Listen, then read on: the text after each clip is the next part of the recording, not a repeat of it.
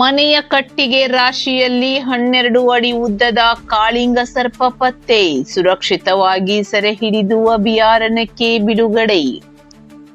ಅಂಕೋಲ ತಾಲೂಕಿನ ಮಾರುಗದ್ದೆ ಗ್ರಾಮದ ಗಣಪ ರಾಮಗೌಡ ಅವರ ಮನೆಯ ಕಟ್ಟಿಗೆ ರಾಶಿಯಲ್ಲಿ ಸುಮಾರು 12 ಅಡಿ ಉದ್ದದ ಕಾಳಿಂಗ ಸರ್ಪ ಕಾಣಿಸಿಕೊಂಡು ಮನೆಯವರು ಆತಂಕಕ್ಕೀಡಾದ ಘಟನೆ ನಡೆದಿದೆ.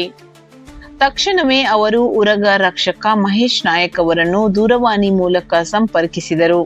ಮಾಹಿತಿ ಪಡೆದ ಮಹೇಶ್ ನಾಯಕ್ ಹಾಗೂ ಅವರ ಪುತ್ರ ಗಗನ್ ನಾಯಕ್ ಸ್ಥಳಕ್ಕೆ ಆಗಮಿಸಿ ಕಟ್ಟಿಗೆ ರಾಶಿಯೊಳಗೆ ಅಡಗಿದ್ದ ಕಾಳಿಂಗ ಸರ್ಪವನ್ನು ಸುರಕ್ಷಿತವಾಗಿ ಹೊರತೆಗೆದು ಸೆರೆ ಹಿಡಿದರು. ಬಳಿಕ ಅರಣ್ಯ ಇಲಾಖೆಯ ಸಹಕಾರದೊಂದಿಗೆ ಸರ್ಪವನ್ನು ಸಮೀಪದ ಅಭಯಾರಣ್ಯದಲ್ಲಿ ಸುರಕ್ಷಿತವಾಗಿ ಬಿಡಲಾಯಿತು. ಈ ಕಾರ್ಯಾಚರಣೆಯಲ್ಲಿ ಹರಿಶ್ಚಂದ್ರ ನಾಯಕ್, ಅಭಿಷೇಕ್ ಶೆಟ್ಟಿ, ತುಳಸಿದಾಸ್ ನಾಯಕ್ ಹಾಗೂ ಮನೆಯ ಸದಸ್ಯರು ಸಹಕರಿಸಿದರು. ಉರಗ ರಕ್ಷಕರ ಸಮಯೋಚಿತ ಕಾರ್ಯಾಚರಣೆಯಿಂದ ಯಾವುದೇ ಅನಾಹುತ ಸಂಭವಿಸದೆ ಎಲ್ಲರೂ ನಿಟ್ಟುಸಿರು ಬಿಟ್ಟರು.